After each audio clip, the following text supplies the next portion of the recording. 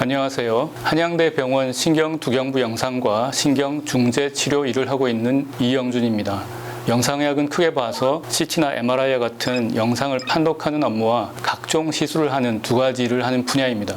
시술에는 진단을 위한 조직 검사를 비롯해 치료를 위한 각종 중재 시술이 포함됩니다. 마찬가지로 신경두경부 영상의학은 뇌와 두경부 영상을 판독하고 뇌혈관 질환에 대한 중재 시술을 하는 분야라고 할 수 있습니다. 급성 뇌경색으로 혈전 제거술을 받아야 하는 환자를 예로 들어보겠습니다. 신경두경부 중재 시술에서는 뇌동맥류, 뇌혈관 협착 등의 다양한 혈관 질환에 대한 혈관 내 치료를 하고 있는데요. 이 가운데 급성 뇌경색의 혈전 제거술이 포함됩니다. 뇌경색이라고 하는 것은 뇌혈관이 막혀서 뇌세포가 손상을 받게 되는 것을 말하는데 가장 중요한 것은 혈관을 빨리 다시 열어주는 것입니다. Time is brain이라는 말이 있는 것처럼 시시각각 죽어나가는 뇌세포 손상을 최소화하는 것이 치료 목적이기 때문에 빨리 발견하고 빨리 이송하고 빨리 진단하고 빨리 치료를 시작하는 것이 가장 중요합니다.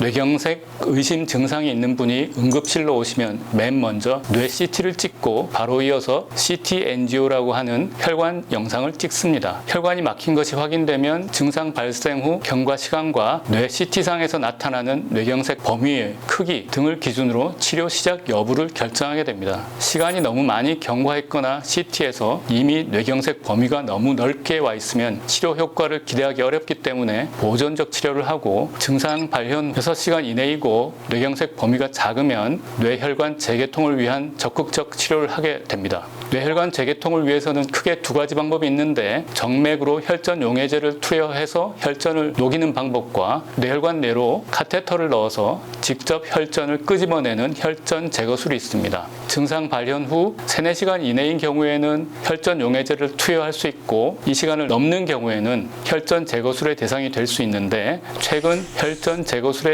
이용되는 각종 기구들이 개선되고 테크닉이 향상되면서 혈전 제거술의 성공률이 매우 높아졌습니다. 그래서 3-4시간 이내인 경우에도 혈전 제거술을 우선적으로 시행하는 경우가 많습니다. 모든 뇌혈관 시술에서 가장 신경 쓰이는 부분은 컴플리케이션입니다.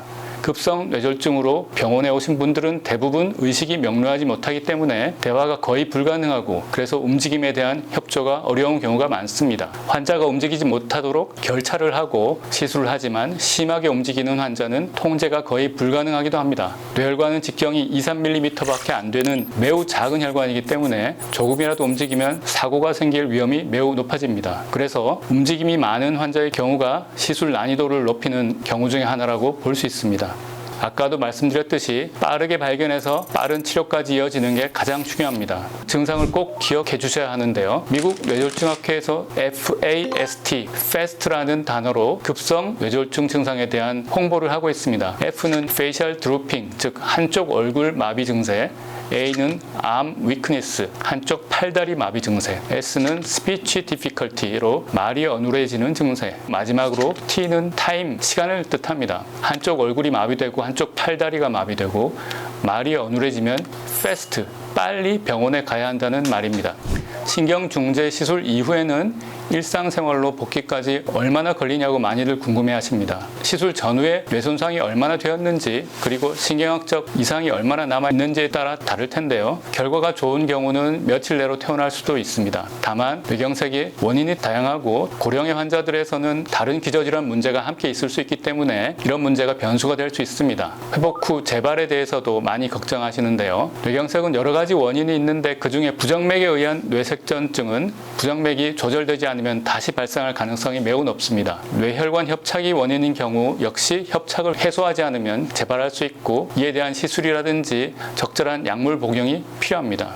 한양대병원에서는 저를 비롯해 신경과 1분, 신경외과 2분의 교수님 총 4사람이 당직 스케줄에 따라 급성 뇌졸중에 대한 응급 시술을 담당하고 있고 간호사, 방사선사 선생님들도 항상 대기 중입니다. 무엇보다 중요한 것은 시간이기 때문에 야간에도 연락을 받으면 1시간 내로 병원에 와서 시술이 시작되어야 합니다. 저희 의료진은 당직인 날은 늘 휴대전화를 옆에 끼고 대기 상태로 있어야 하는 불편을 기꺼이 감내하면서 급성 뇌경색 환자를 위해 늘 최선을 다하고 있다는 말씀을 드리고 싶습니다.